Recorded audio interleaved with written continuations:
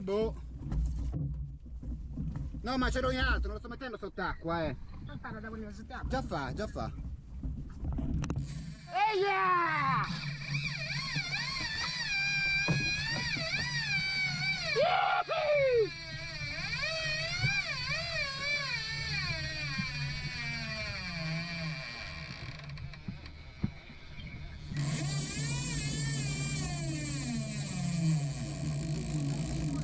Ce l'ho già. Direi proprio di sì.